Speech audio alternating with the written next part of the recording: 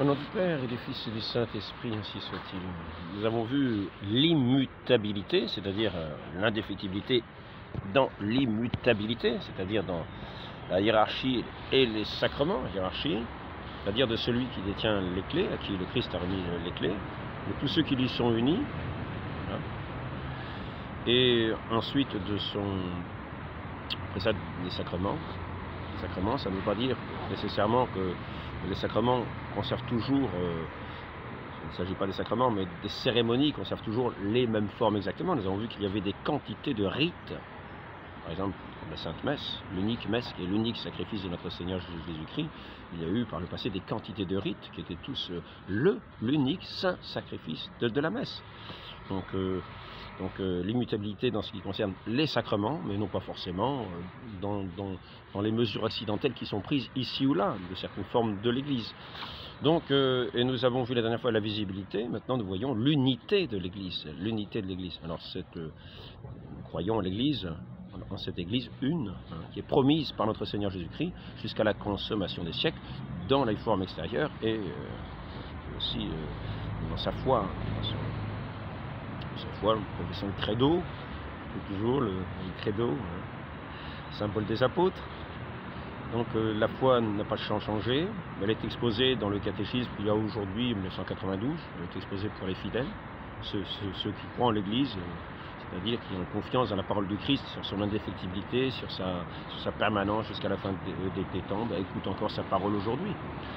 Donc, sans relever la tête, parce que n'oublions pas qu'il y a des autorités sacrées qui sont chargées de l'enseignement, qu'on appelle le corps enseignant de l'Église, et qui n'appartient pas, comme le dit Léon XIII, sauf à révolutionner, à bouleverser l'ordre si saint de l'Église établi par notre Seigneur.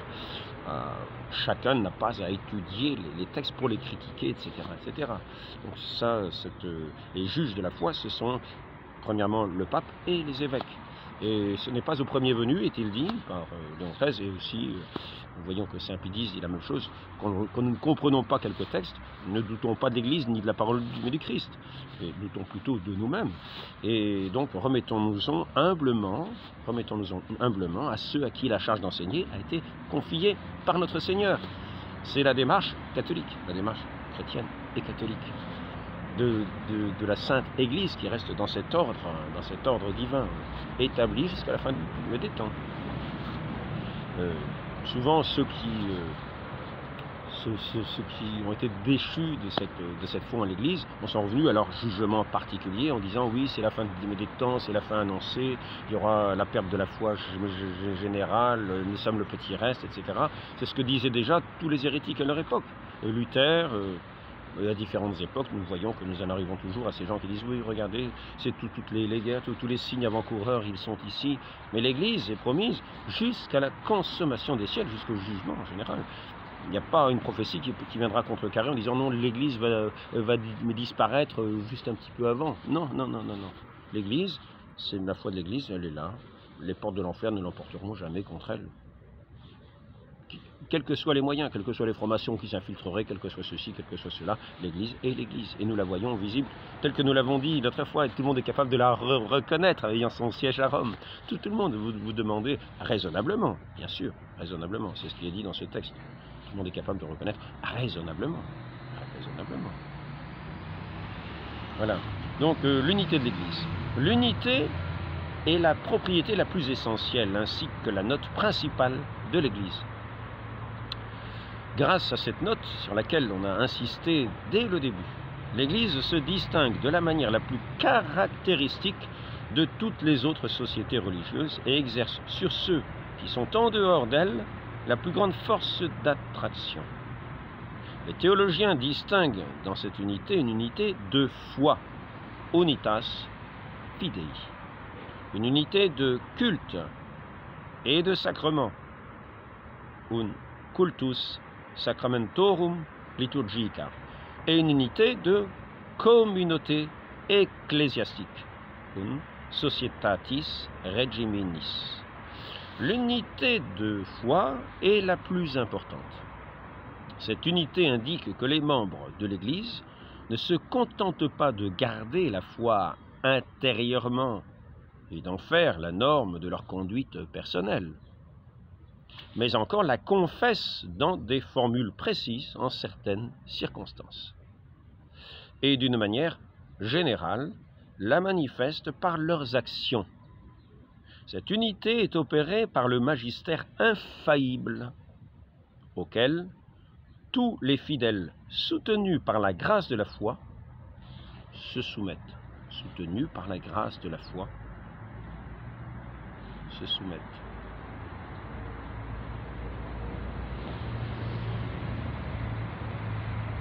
CF, on va voir le tome premier de cette... donc ce livre-là, c'est le Précis de théologie de Bartmann, qui est de la maison du pape, prélat de la maison du pape, professeur de théologie, Précis de théologie dogmatique, Bartmann. J'ai mis un H, il n'y a pas de H à Bartmann. Alors attention, est-ce que j'ai vu ça? Cette unité est opérée de manière un magistère infaillible auquel tous les fidèles sont tenus par la grâce de la foi se soumettent. Donc, tome 1er, paragraphes 7 et 10. Par là est établie l'unité formelle de la foi dans l'Église, si bien qu'on peut affirmer que tous les fidèles ont la même foi. Donc, ils sont, cette unité est opérée, elle est opérée, cette unité, on le répète, cette unité est opérée par le magistère infaillible. Donc ce magistère est infaillible. N'oublions pas ce que veut dire le mot infaillible, c'est-à-dire qu'il ne peut pas faillir. Le magistère est infaillible. Magistère, évêque et pape. Auquel tous les fidèles, pas les infidèles, qui eux trouveront toujours des bonnes raisons de s'en séparer, en disant que ce magistère n'est pas infaillible, soutenus par la grâce de la foi, se soumettent. Ils se soumettent. Par là est établie l'unité formelle de la foi dans l'Église, si bien qu'on peut affirmer que tous les fidèles ont la même foi. Une unité matérielle, en vertu de laquelle tous les fidèles posséderaient le même contenu, la même matière de foi, dans une égalité et une perfection identique, ne peut pas être affirmée et n'a d'ailleurs pas nécessité. Et n'est d'ailleurs pas nécessaire. Comprenons bien, ça ne veut pas dire que tout le monde a une foi égale dans les mêmes... comment dire, que tout le monde a la même connaissance, que tout le monde a... Voilà. Je répète ici, cette unité, elle se manifeste par cette soumission au magistère. Et par contre, une unité matérielle, en vertu de laquelle tous les fidèles posséderaient le même contenu, la même matière de foi, dans une égalité et une perfection identique, ne peut pas être affirmée et n'est d'ailleurs pas nécessaire. Ceci dit, il n'y a pas de division. Pardon. Dans ce sens, il y a des inégalités, mais elles sont supprimées par la foi implicite, en vertu de laquelle tous les fidèles, instruits ou ignorants, se soumettent en principe à tous les enseignements de l'Église, dont ils pourront un jour ou l'autre avoir connaissance. Il y a cependant aussi une certaine unité matérielle de foi dans l'Église. Elle est obtenue par la croyance aux vérités les plus nécessaires, telles qu'elles sont contenues dans le symbole des apôtres. L'unité de foi est détruite par l'hérésie. L'unité de gouvernement ecclésiastique garantit d'abord l'accord extérieur dans la vie religieuse et morale, car la hiérarchie propose d'une manière infaillible les vérités qui sont à la base de cette vie et en exige l'observation de la part des fidèles. Et les fidèles, de leur côté, se soumettent à cette exigence. De même, l'unité de foi est détruite par l'hérésie. L'unité de gouvernement est détruite par le schisme. 1 Timothée, tome 1, alors 1 Timothée 1, verset 19 et suivant. Les pères, ils sont longs ces trains, hein. Les pères, Saint Cyprien, Saint Augustin, appellent cette unité l'unité de charité. Unitas caritatis, Jean 15, verset 12, 17. Galates, chapitre 6, verset 9 et suivant. L'unité de culte et de sacrement est produite par la même doctrine de foi, ainsi que par l'exercice pratique de la foi divine dans l'adoration de Dieu, au moyen de l'offrande du sacrifice de la messe, de l'accomplissement de la prière commune et publique, lex supplicanti, statuit legem credendi, et enfin par la participation au sacrement, particulièrement à l'Eucharistie, le sacrement de l'unité. Saint Augustin. La visibilité et la perceptibilité de l'unité ecclésiastique, la visibilité et, c'est pas EST, c'est ET, la visibilité et la perceptibilité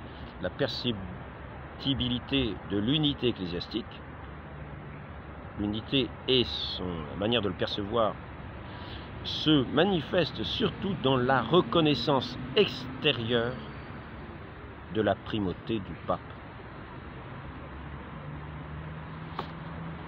Cette primauté se réalise même extérieurement. Par cette primauté se réalise même extérieurement la parole du Seigneur, un seul bercail et un seul pasteur. Je répète, par cette primauté se réalise même extérieurement la parole du Seigneur, un seul bercail et un seul pasteur. Saint Jean chapitre 10 verset 16. De ce qu'on vient de dire, il résulte qu'on doit comprendre l'unité de l'Église, non seulement dans le sens de l'unicité numérique, mais encore et surtout dans le sens de l'union intérieure. L'unicité est surtout représentée par l'unicité de la primauté. Cette primauté, donc, se réalise même extérieurement, qui réalise la parole du Seigneur, c'est la primauté du pape. Primauté du pape. La visibilité et la perceptibilité de l'unité ecclésiastique se manifestent surtout dans la reconnaissance extérieure de la primauté du pape. Donc, de ce qu'on vient de dire, il résulte qu'on doit comprendre l'unité de l'Église, non seulement dans le sens de l'unicité numérique, mais encore surtout dans le sens de l'union intérieure. L'unicité est surtout représentée par l'unicité de la primauté, l'union l'est surtout par l'unité de la foi. L'unicité, la primauté au pape, l'union, la primauté de la foi, l'unité de la foi. Dans la soumission au magistère infaillible. Ce sont les évêques et le pape. Le pape en premier, les évêques rattachés au pape. Pas les évêques schismatiques. Donc, décision ecclésiastique. Il faut signaler principalement, je regarde si c'est le même chapitre, il faut signaler principalement le symbole de Nicée, Credo Unam Ecclesiam. Ensuite, l'encyclique du pape Pie IX, du 16 septembre 1864, Denzinger 1685, celle de Léon XIII, du 29 juin 1896, De Unitate Ecclesiae, et Denzinger 1954-1962, et la définition du Concile du Vatican sur la primauté. Dans l'Écriture, l'unité de l'Église est annoncée de la manière la plus solennelle. Jésus prêche l'évangile du royaume de Dieu. Or, ce royaume constitue par définition une unité. Un royaume ne peut pas être divisé contre lui-même. Saint Matthieu chapitre 12, verset 25. Il parle de l'Église au singulier et l'appelle « mon Église ».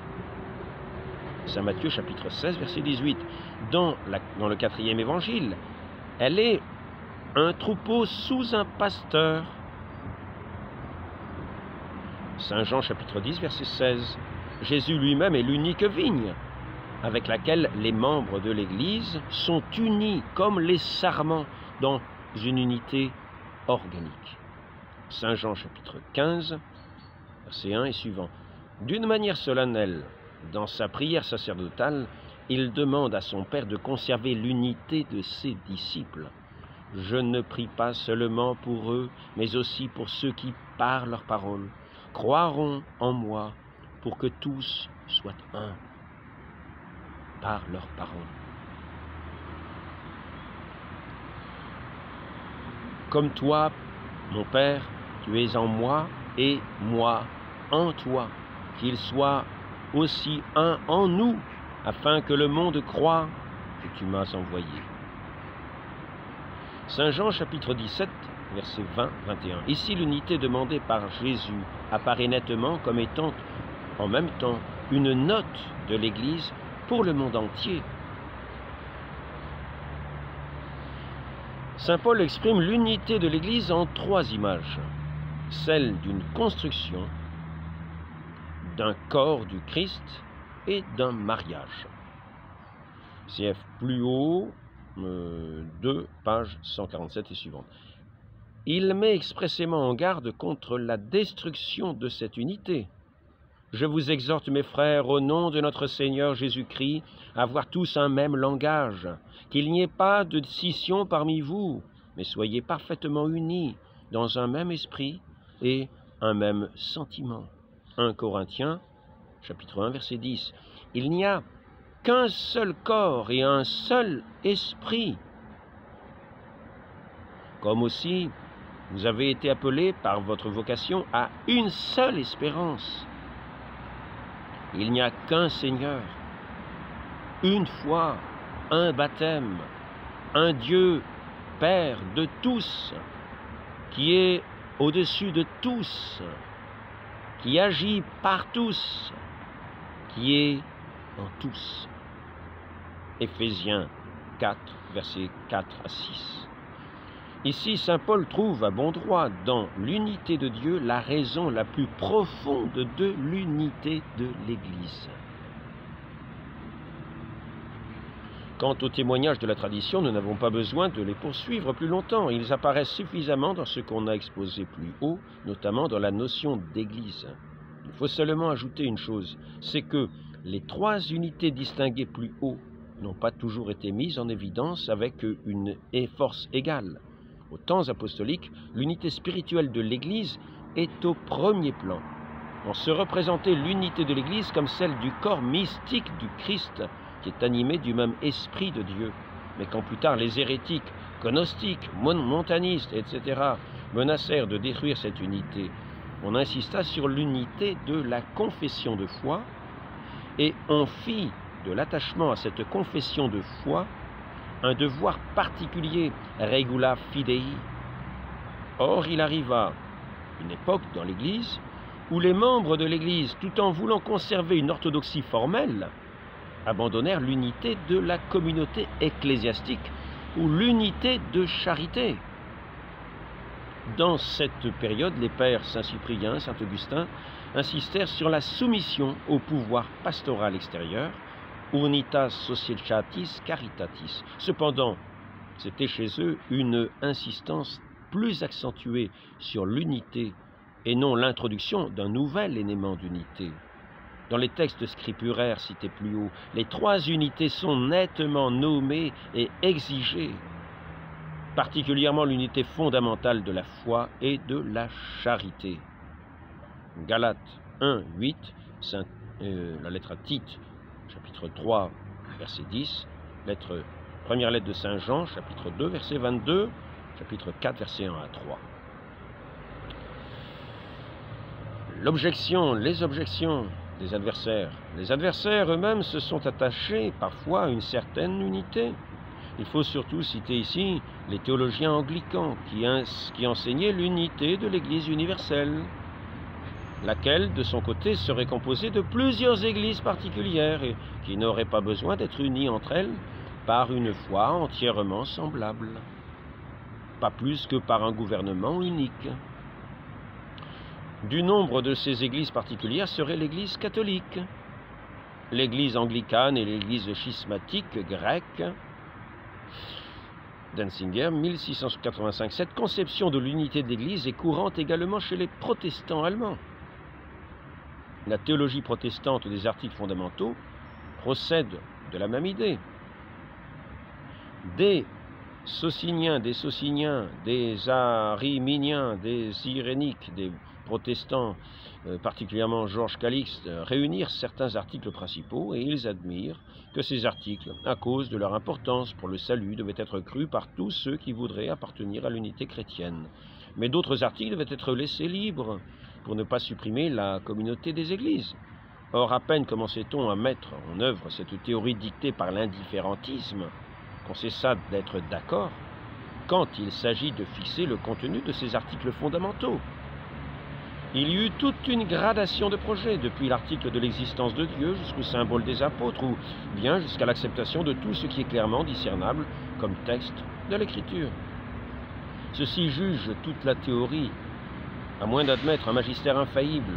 On ne peut pas arriver à l'unité, même sur le plus minime article fondamental. D'après la conception catholique, tout article de foi doit être accepté à cause de l'autorité de Dieu. Si on refuse cela pour le moindre dogme, tout le principe s'écroule. Les pères ignorent tout d'une telle conception large de la doctrine chrétienne de foi. Les luttes dogmatiques de l'époque patristique prouvent que leur manière de voir était contraire à cela. Ces luttes auraient été impossibles si les pères avaient admis cette conception large. Par rapport au grand schisme d'Occident, il faut répondre aux adversaires que, dans ces tristes temps, la chrétienté se partagea matériellement en 2 et même 3 parties, mais que, par contre, elle garda formellement un attachement fidèle à l'unité, et que, par suite, cette unité fut effective dès que la question préalable de la légitimité de la personne du pape eut été réglée. Autiger 2, 403 suivant, 880, séquence, Hurter 1, 312, séquence suivante. Que seule l'Église catholique possède la triple unité que nous avons expliqué plus haut. Cela est démontré en détail dans l'apologétique. L'Église qui se rapproche le plus d'elle est l'Église grecque. Cependant, cette Église est dans son ensemble acéphale et par suite s'émiette en une série d'églises particulières indépendantes. Sur l'unité doctrinale, desquelles il est difficile de porter un jugement, le catéchisme orthodoxe Saint-Pétersbourg, Pétersbourg 1887, page 62, déclare que les églises particulières sont des parties de la même Église universelle. Leur unité se manifeste d'une manière visible dans une profession de foi identique et dans la communauté de prière et de sacrements. Ce catéchisme soutient lui aussi la thèse « Extra ecclesiam nulla salus ». En dehors de l'Église, pas de salut. Et il est cependant remarquable que, d'après le rapport d'une commission américaine envoyée récemment en Europe et en Orient, afin d'inviter à une conférence mondiale pour examiner les questions concernant la foi et l'ordonnance des Églises, en 1919, tous les évêques grecs orthodoxes acceptèrent l'invitation ici et là, en Orient. On ne s'est pas contenté de célébrer les offices interconfessionnels, mais on a encore admis des hôtes étrangers à participer à la communion. On mettait de grands espoirs dans cette participation. Le pape Benoît XV a refusé poliment, mais nettement, l'invitation. Pour arriver à l'union des orientaux avec Rome, le pape Benoît XV a, premièrement, fondé un institut oriental, deuxièmement, permis le maintien de la liturgie, troisièmement, établi une congrégation de cardinaux, quatrièmement, excepté l'Orient, les prescriptions du Codex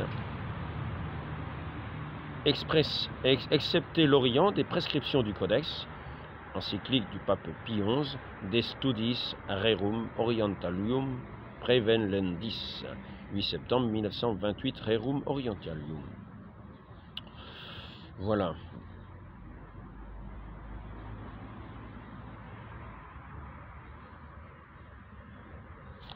Au nom du Père, du Fils et du Saint-Esprit, ainsi soit-il.